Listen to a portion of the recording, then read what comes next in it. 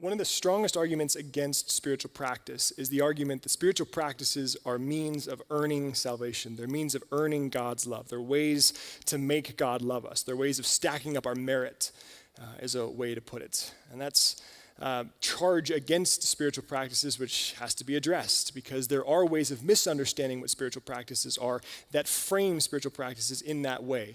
And then we become even more convinced that we have to earn God's love, that we have to earn our salvation. I think one of the most helpful antidotes to that way of speaking about spiritual practices, or that way of thinking about spiritual practices, is looking at spiritual practices as a response to God's grace. And to help do that, I think there's a really helpful distinction that comes from theology, that comes from the Christian tradition, which is the distinction between justification and sanctification. We are saved by God's grace. And Paul, the Apostle Paul, in his letter to the church at Ephesus, Ephesians 2, 8, 9, and 10, says that we have been saved. It is by, let me get this, sorry.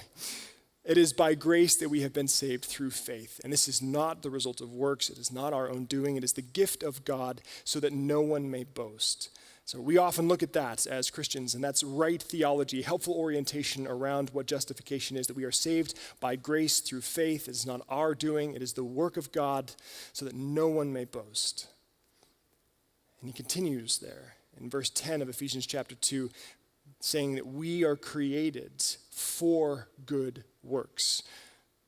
We are his workmanship. We are Christ's workmanship, created for good works, that we should walk in those good works. We're saved by grace, but we're saved for good works. Not saved by good works, we're saved for good works. It's a question of priority. It's a question of what comes first and what follows after.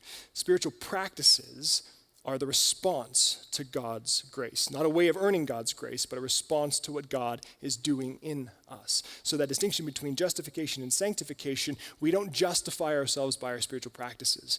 We don't make God love us by how we practice our spirituality. What we do, though, is participate in the process of sanctification. We participate in the process of being conformed to the image of the Son of God through these things like spiritual practices, like learning to say no to impulse desires, like learning to contemplate and to attend to what the Spirit of God is saying in us, like learning to serve and to stand alongside of other people who are in suffering situations, like learning to work towards the kingdom of God by confronting systems of injustice and systems of poverty in our world. These are spiritual practices which we do as a response to God's love for us, not as a way of trying to coax God into loving us or force or coerce God into loving us. That's not what this is about. Spiritual practices are about living in a particular way because of who God is and what God is up to in our world. Spiritual practices are a way of participating in the sanctification that God is at work to bring in us and in our world,